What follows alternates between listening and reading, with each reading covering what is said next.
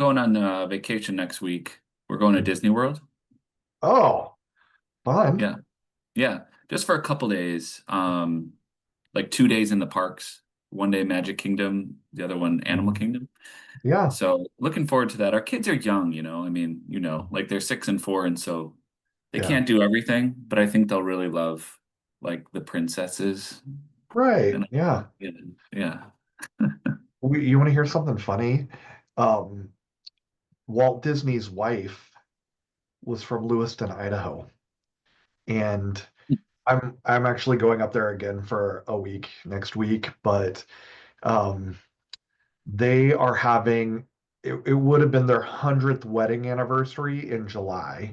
So Okay. Lewiston is having a parade and like a something downtown, and we just got the stickers in yesterday that we're going to hand out down there of our little logo with some not Mickey Mouse ears, but with some ears on it.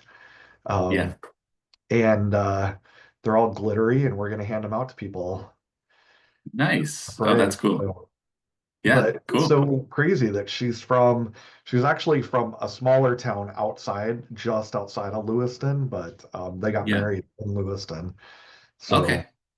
Um, yeah, weird, but really fun. So It's a small world, as they say. yeah, right. Oh God. Oh God.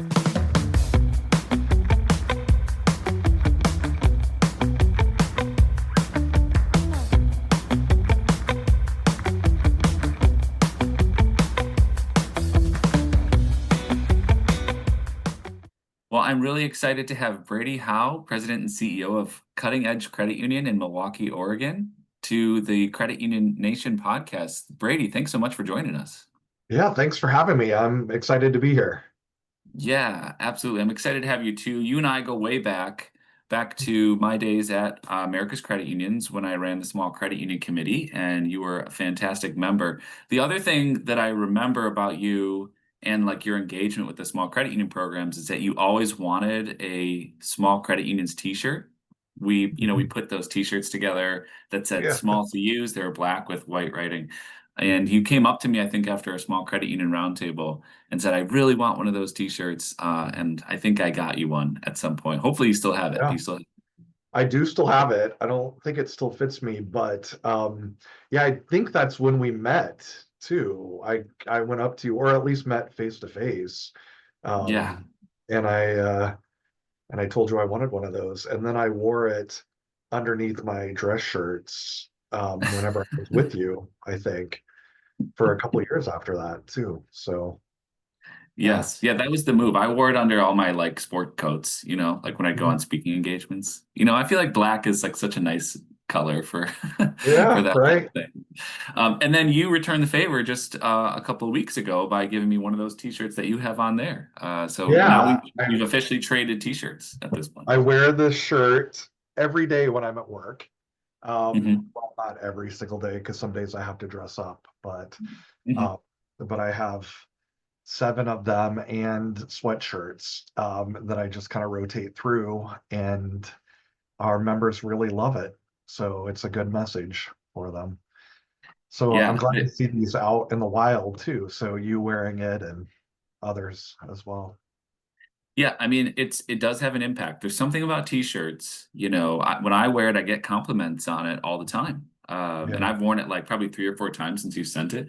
And Mhm. so, you've created something pretty great there. And you've got other things that you've created that are credit union related that we'll get to in a second here. But Yeah. for episode today, I have a couple things that I wanted to ask you about. Something that I think people would be really interested in is your credit union journey. So I'll start with that, but then we'll also talk about this new mentality of saying yes that has inspired you and is sort of your ethos as you lead your credit union. And then we'll talk about how things are going at Cutting Edge, of course. But let's start with you and kind of your credit union journey. Can you tell us a little bit about how you got to where you are today, where you got your start in credit unions, and sort of what that trajectory looked like? Yeah. So um, my start really goes back to birth. My parents were credit union members and opened an account for me. at a local credit union. I'm still a member there for my entire life. The CEO of that credit union was really good friends with my dad, and they would golf every Sunday, and I would do everything I could to convince my mother that I didn't want to go to church and I wanted to go golfing with them instead. And so I went frequently with them. So I learned a lot about credit unions. Right after college, I started working for, I won't name them, but a core processor for credit unions. I worked there for about 3 years. Um, and then I left, moved back up to Portland, and got a job here at Cutting Edge as the IT manager. My Mhm. degree and my prior experience were really in IT, so I ran the IT department, but I also had studied accounting in college, and that's really where my passion was. So I learned a lot under Shirley Cates' direction here at the credit union. She was the CEO at the time, so she spent about 5 years teaching me kind of the ins and outs of credit unions. And then when she moved on to another credit union, I was promoted and became the CEO. That was a little over 17 years ago. I've been here for 23 years, I think, now. Okay. So, but yeah, that's my story in a nutshell. And Cutting Edge Credit Union is my life, really. Mm. I would not mind working here forever. Yeah. I really love this credit union. Yeah. Yeah, well, I can definitely tell, right? I had the opportunity to visit you last year, right around this time last year, was it? Or so? It was in the fall, I think. Was it in the fall? Oh, okay. Yeah, I think you're right about that. And yeah, I mean, it's obviously a labor of love, and it's a really cool credit union. Like I just love the vibe of it, and I love your location, in relation to some of the segs that you have served. Like, just really love that, and the brand now. I know that you've had your hands in that as well. Can you talk a little bit about your work on Cutting Edge's brand and how it sort of evolved to where it is today? Yeah, so we've hired companies to help us with this in the past, and we've had some success with that. But recently, it's felt a little out of touch from our membership. And honestly, after working here for 20 plus years, I feel like I really know our members. And we're a small credit union. There are days when I'm up on teller row, so I have my hands in everything here.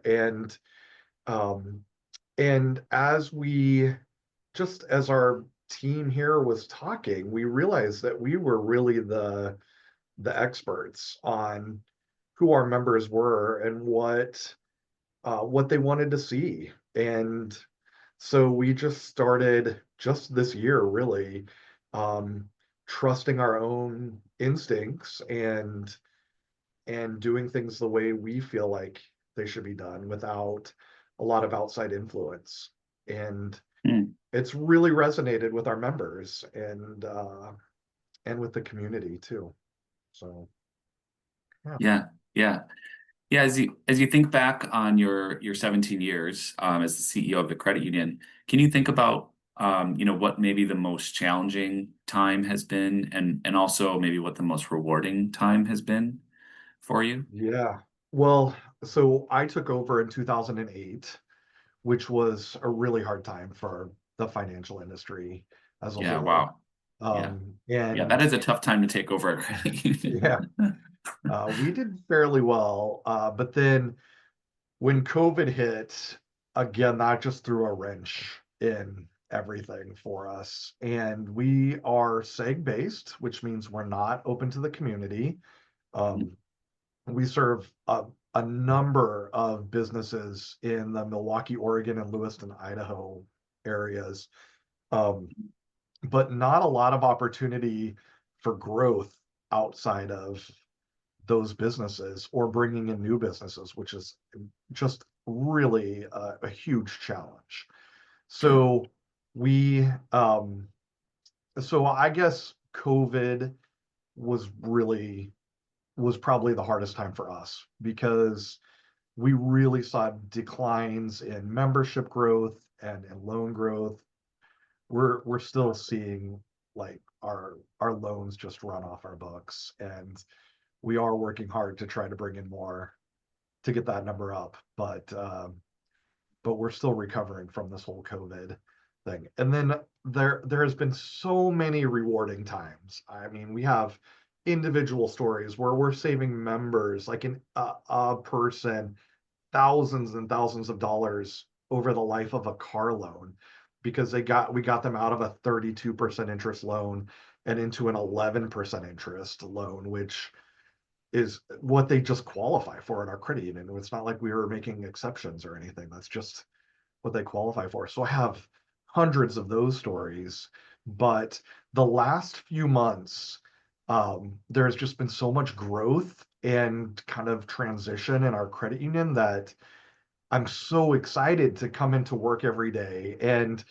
Um, and we'll probably talk about this later, but uh, I feel like I'm thinking about work and the potential and the opportunities all the time.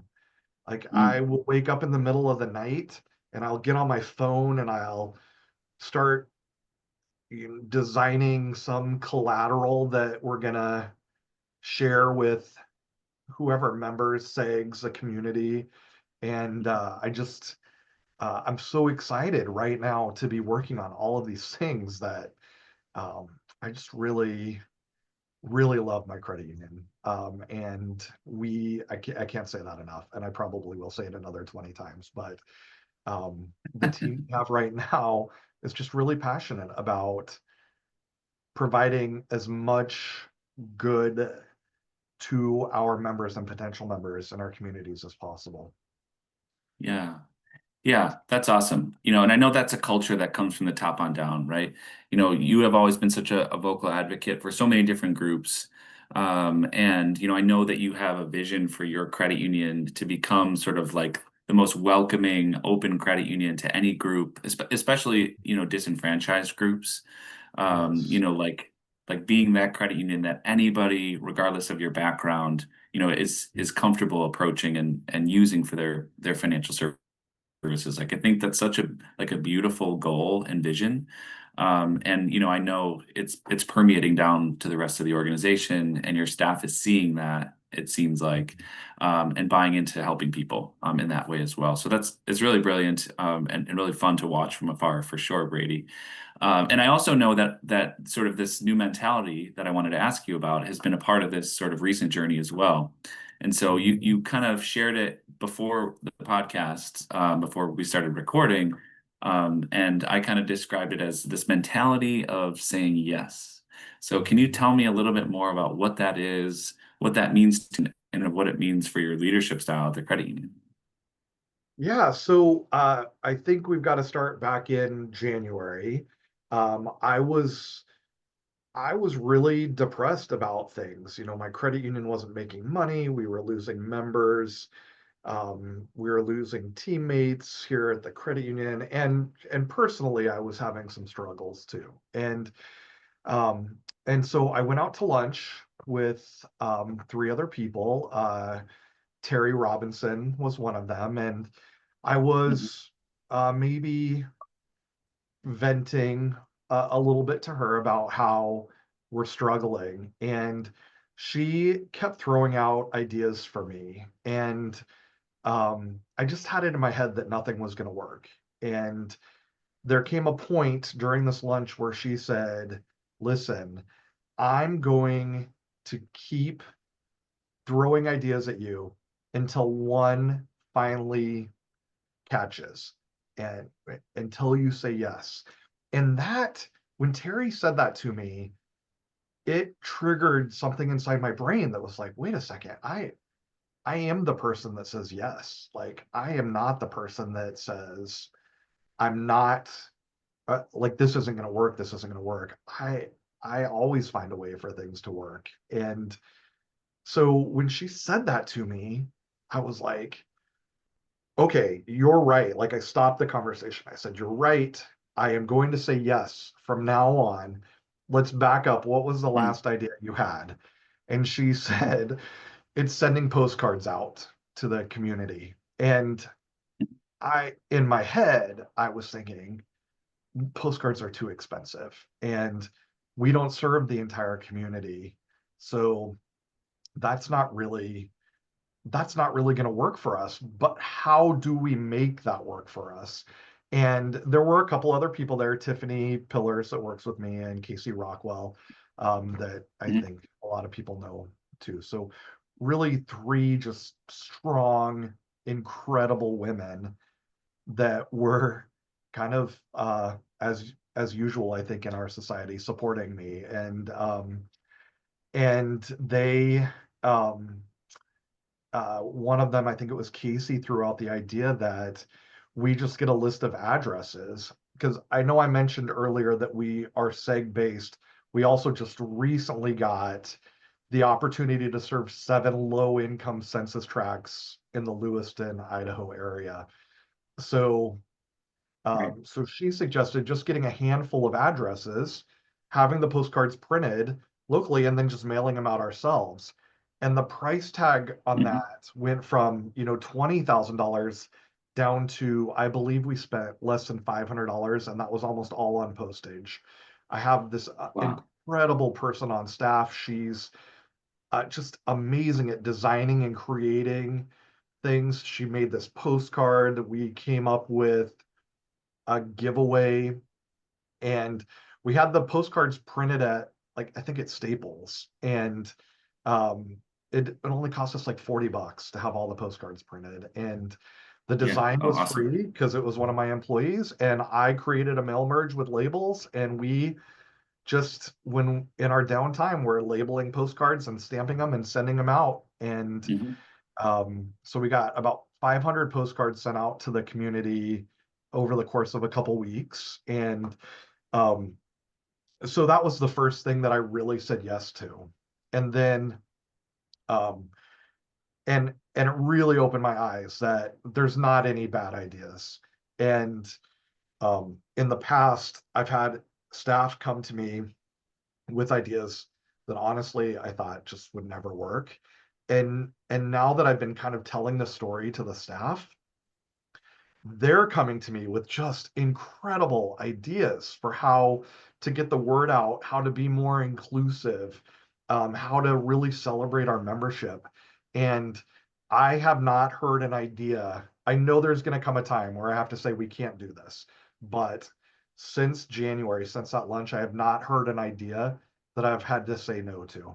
We've Mm. worked through some and tweaked them, but just so many good ideas. And when you give that power to your team, it's you're just gonna you're just gonna get incredible results from it, I think.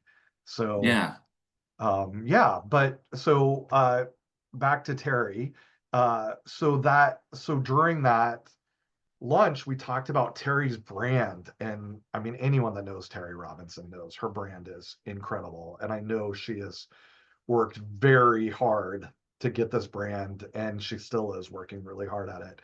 And I said, well, ours is different, right? Like, we have all these different groups we serve, and I don't know what's the one thing that really brings them all together. And I still don't know if there is one thing that brings them all together. But our biggest but anyway, so Terry um took that information and did not stop thinking about it, and is still I still get text messages from her. Often we're texting in the middle of the night, or I call her at 6:30 in the morning when I'm driving to work, and we're just brainstorming and also talking about all the amazing things that are happening in our credit union. So Yeah. Oh, yeah. man. Yeah. Yeah. I mean, I, I love the change in mentality, first of all, right? I mean, I love, like thinking about you in this moment and saying no and being discouraged and, not wanting to try anything anymore. And then sort of like realizing in yourself that this isn't the person that I've been, right? This isn't the person that I am. And I think sometimes it does take just a special person to be able to remind you of that. And as we all know, Terry is one of those special people who you almost kind of don't want to let down, right? Mhm. In a certain way, but also has such a brilliant business mind that like if she has an idea for you, you better listen because it's going to be a good one, right? I know. I mean, and When it's she opens yeah, her mouth, like you got to suck it all in, like whatever she's telling you, because she's got this touch that it's yeah, magic. Sorry I yeah. interrupted you. No, that's okay. Yeah, it's funny you say that because when I started at CUNA and we were putting on these events Mhm. for small credit unions, I would always ask her if she was available to speak. And it got to the Mhm. point where I was asking her so much that I started like feeling bad because, I was constantly asking her to travel and pulling her away from her credit union.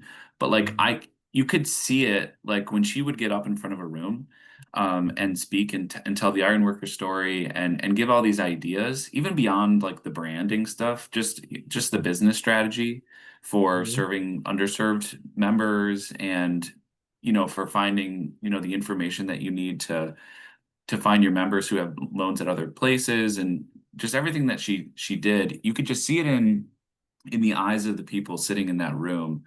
And I mean, she just helped, just countless people, hundreds and hundreds of people during those sessions. And so, I eventually told her like, we're going to stop asking you to join because we're doing this way too much. But lucky for you, she's kind of in your backyard, right? And you Yeah. guys are obviously besties, and Yeah, we're so best. that helps as well. Mhm. But Terry's great. Terry Robinson, friend of the podcast. She's I don't know. She's a wonderful person, and what a wonderful business mind. But Brady, you cannot sell yourself short either, right? Yeah. I remember sitting in a room with you, 8 months ago, and hearing Mhm. all the ideas that you came up with, for marketing your credit union. And so you've got some great ones too. And I know, things are going better at the credit union. So I wanted to hear a little bit more about how things are going at Cutting Edge and some of the innovative and creative things that you guys are doing to get in front of the different segs and the communities that you serve. Yeah, so we do have some current segs that are quite large, 800 plus employees. Um, Two or three of them actually started credit unions that have all merged together now between Idaho and Oregon. And Okay. so we have some really strong groups that we could work with. We just haven't had really good contact or the ability to work with them as much as we wanted to. So we've been looking for ways to really um, improve the channels for communication with them.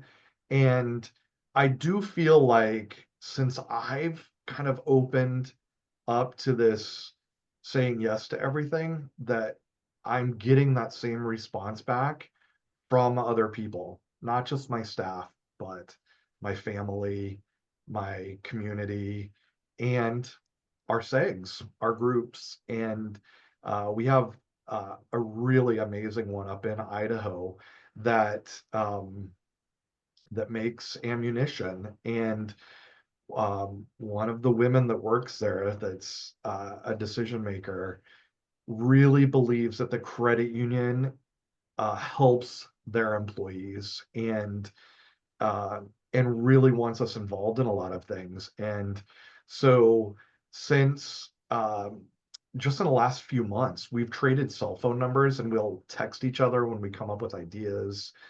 We email a lot. Anytime I'm in town, of course, we're having lunch together Yeah. and talking, but that's really opened up a lot of opportunities for us. Um, and and I'm optimistic that it's starting to happen with our other large SEGs too.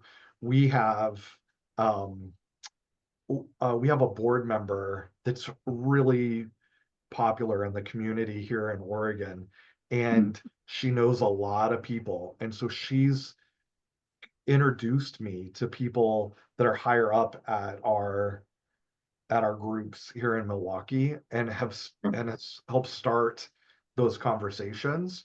So we're seeing headway in that. So really leaning on other people in our community and on our team. I mean, our volunteers, I don't talk about this enough, but we have incredible volunteers that just do amazing things in their own lives. And Julie, one of our board members, is one of them, and she's just really helped me too. And she is so full of ideas.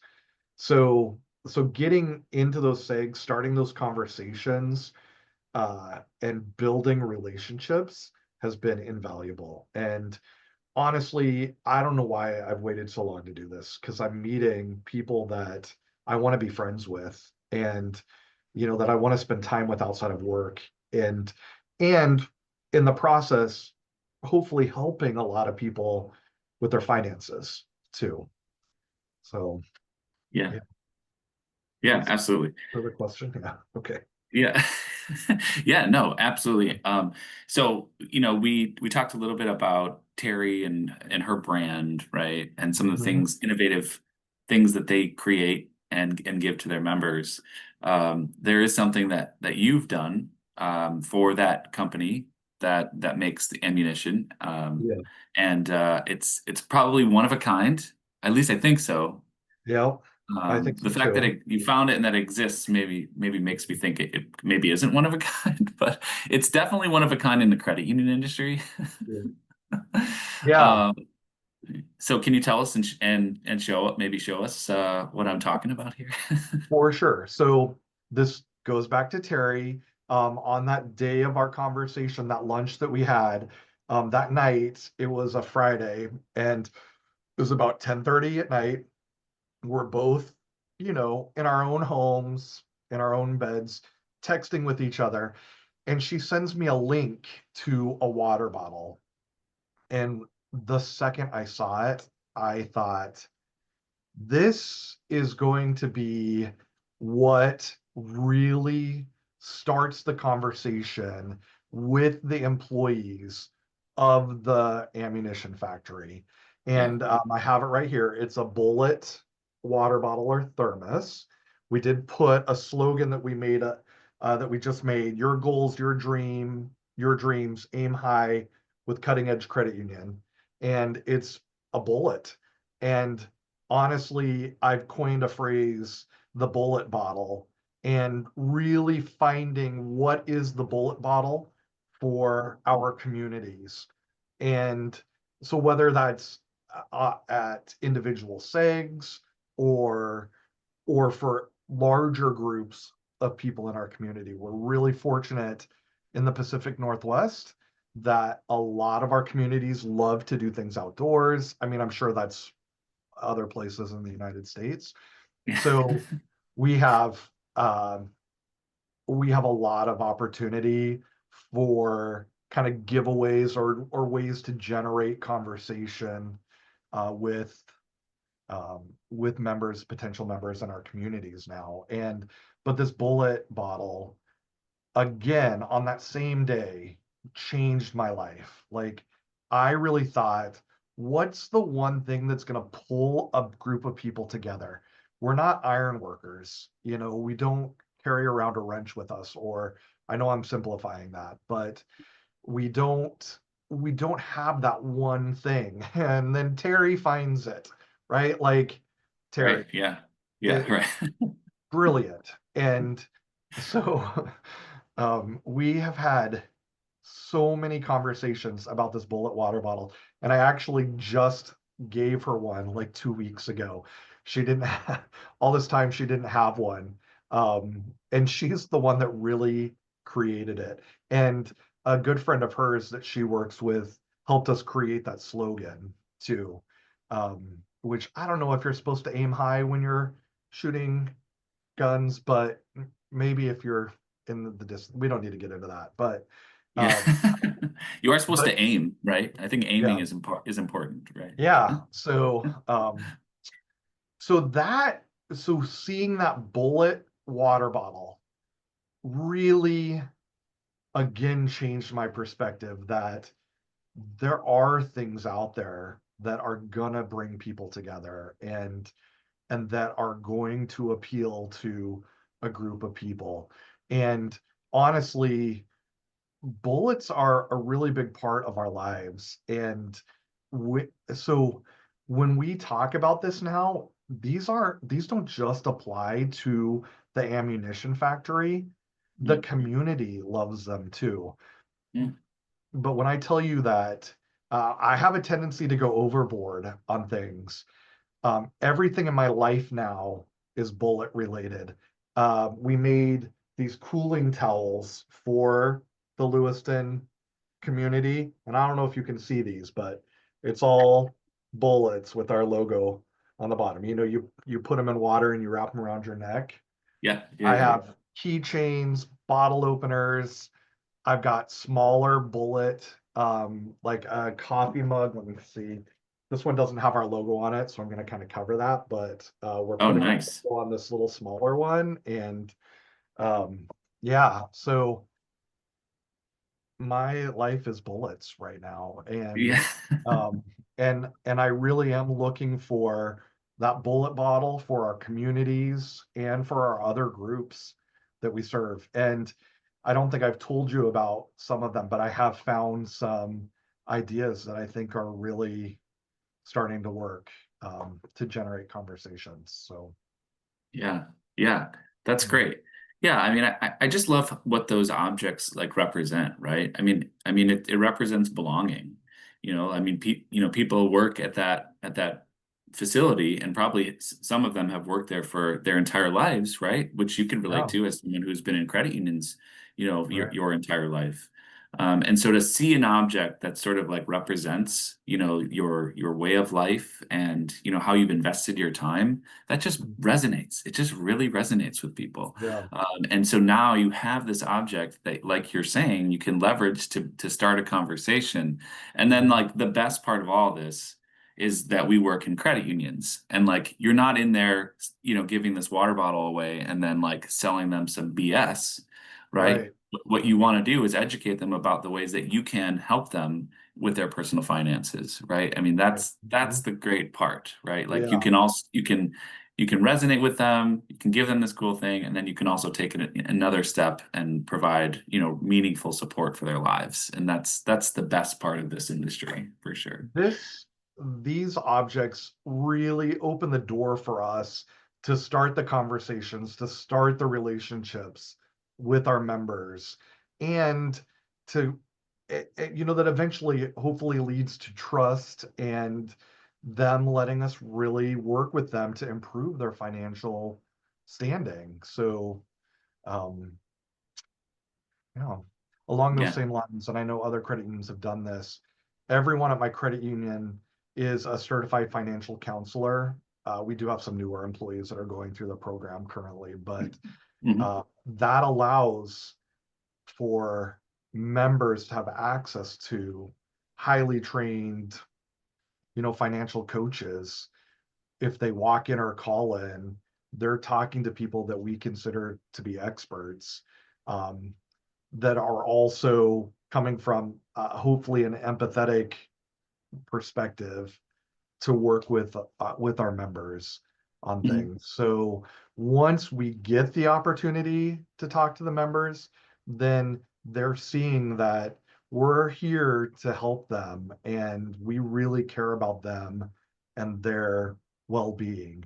So so yeah, a Yeah. water bottle opens that door and starts that conversation. Yeah. Yeah. The bullet bottle. Yeah. So Yeah. awesome. So Yeah. cool. And you've also had success up in Lewiston with a different seg, right? And this Mhm. is a new addition for the credit union and adding a casino up there. Can you tell us a little bit about, the casino and, kind of how you formed that relationship? Because I know that was kind of a long time from the start of the relationship to actually adding them as a seg. We've had an employee that's been going out there for a couple of years doing financial literacy or financial counseling courses to their employees. They were Mm, not a SEG, but we really want to spread the, financial literacy far and wide. So So we were going in there regularly and teaching classes. That opened the door for us to have communications with some of the decision makers. And over the course of a year or so of us talking to them about what we could do for their employees, um, and hopefully, reducing financial stress in their employees' lives, it led to them becoming a SEG, and that just happened, I think, 2 months ago. So we're working hard with them to get information out to their employees and Mhm. then their family members. Um, and we know that certain communities in this country don't have the best access to financial products and services that are affordable and not predatory. And so our focus is really on those communities and helping them understand that they do have access and to these products and services. And so this opportunity really opened doors to to allow us to potentially help a community that maybe help's not the right word, but provide, you know, products and services that they are in need of. Yeah. Yeah, absolutely. Yeah, I've had the benefit of learning a lot more about how Native communities think about, finances and saving and budgeting and credit, because of my work with the Native American Credit Union Coalition, being head Hmm. up by Helen Mickle from Tongass Federal Credit Yeah. Union in Alaska. And it really hit home for me a couple of months ago. I did a planning session in northeastern Montana, and I drove right through the Wolf Point area and reservation, and it was really destitute. I mean, there was nothing there.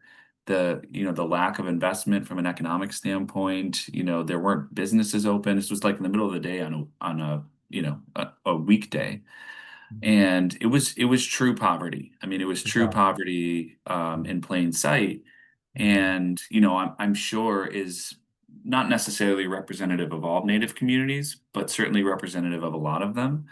And it's definitely a demographic that needs a lot of help. And what Helen always says is that there's I mean, there are banks, there are other financial institutions that could serve these, but there's nothing better than a credit union for these communities. Yeah. And I really believe that too. So it's great that you can extend your services to that community and that group because they Hmm. certainly need it.